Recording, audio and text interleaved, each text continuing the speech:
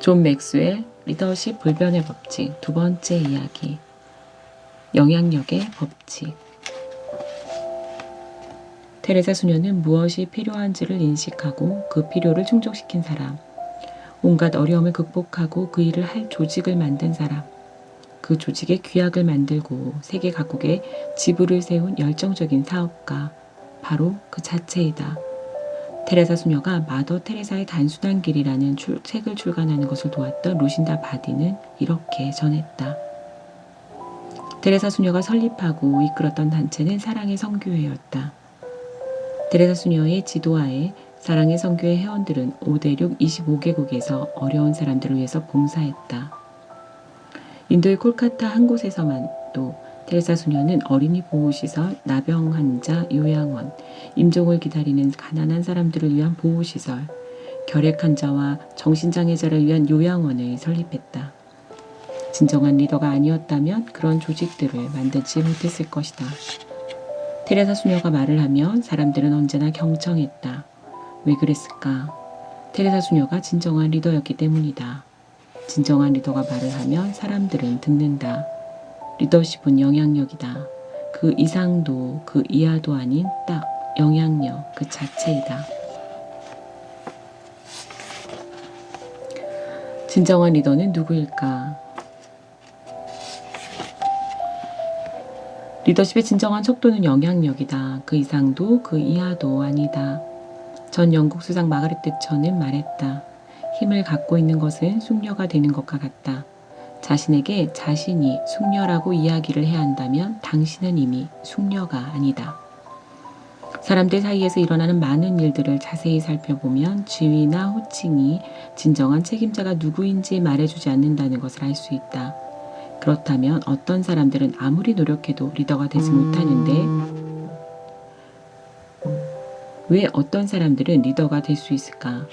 리더가 되는 데는 다음의 7가지 요소가 영향을 미친다고 생각한다.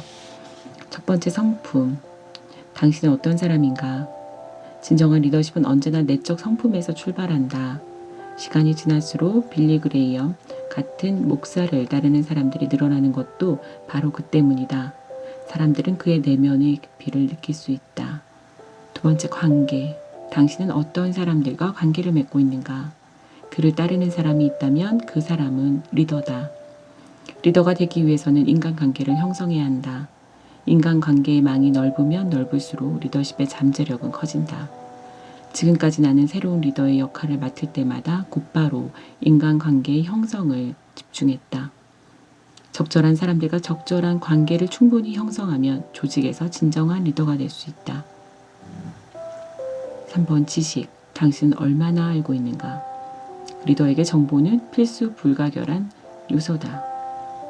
리더는 사실관계를 정확하게 알고 시시각각으로 변하는 다른 요소들을 파악하며 타이밍을 이해하고 미래에 대한 비전을 가지고 있어야 한다. 지식이 있다고 해서 리더가 되는 것은 아니지만 지식이 없으며 리더가 되는 것은 불가능하다. 새로운 조직을 맡게 되면 나는 조직을 리드하려고 하기 전에 먼저 필요한 지식을 얻기 위해서 많은 시간을 투입한다. 직관. 당신은 무엇을 느끼는가? 리더가 되는 것은 단순히 겉으로 드러나는 자료를 잘 파악하는 것 이상의 능력을 요구한다. 눈에 보이지 않는 수많은 것들도 처리할 수 있어야 한다. 사실 그러한 능력이 관리자와 리더의 주된 차이 중 하나이기도 하다. 리더는 활기, 의욕, 타이밍, 추진력과 같이 눈에 보이지 않는 것들도 파악한 후 활용할 수 있어야 한다. 5번째, 경험. 당신은 어떤 경험을 했는가? 과거의 리더로서 경험한 것들이 많으면 많을수록 구성원들이 능력을 발휘할 수 있는 기회를 줄 가능성도 높아진다. 경험이 많다고 해서 신뢰도가 저절로 높아지는 것은 아니지만 리더로서 능력을 발휘할 수 있는 기회를 가질 수 있는 가능성은 커지는 것이다. 6번째, 과거의 성공. 당신은 어떤 성취를 이뤘는가? 지금까지 리더로서 뛰어난 성과를 올려왔다는 성공적인 경력보다 구성원들에게 더 큰 신뢰를 주는 것은 없다. 내가 처음 리더가 되었을 때 구성원들에게 과거에 이런 성공을 거뒀으니 나를 믿어도 된다고 이야기할 수 있는 것은 아무것도 없었다. 그러나 새로운 조직으로 몸을 옮기고 변화를 추진하고 성공할 때마다 구성원들이 나의 리더십 역량을 믿고 내 말을 따를 수 있는 근거가 하나씩 추가되어 갔다. 능력, 당신은 무엇을 할 수 있는가? 결국 구성원들에게 있어서 가장 중요한 것은 리더가 할 수 있는 것이 무엇인가 하는 점이다. 구성원들은 리더가 조직을 이끌어 승리를 이뤄낼 수 있는가를 알고 싶어 한다. 구성원들이 리더의 말을 따르고 그를 받아들이는 궁극적인 이유도 바로 그것이다. 나는 윌로우 클릭 교회를 세운 친구 빌 하이벨스 목사의 리더십을 존경한다. 왜 교회가 가장 강한 리더십을 요구하는 조직이 되었을까? 비영리 자선단체에서는 바로 지휘 리더십이라는 것이 통하지 않기 때문이다. 교회에는 리더가 원하는 대로 구성원들을 움직이게 할 수 있는 강제력이 없다. 교회와 같은 비영리 자선단체에서는 순수한 형태의 리더십, 즉 영향력만이 효과가 있다. 참석자 한 사람이 어떻게 하면 조직에서 최고의 리더가 될 인재를 찾을 수 있는지 물었다. 나는 리더 후보로 뽑은 인재들에게 각자 자선활동 조직을 만들어 6개월 동안 이끌어 나가도록 하라고 대답했다. 강제력이 없는데도 구성원들이 그를 따라서 자선단체에 가입하고 지역사회의 봉사활동에 참여한다면 그는 영향력을 지닌 것이다.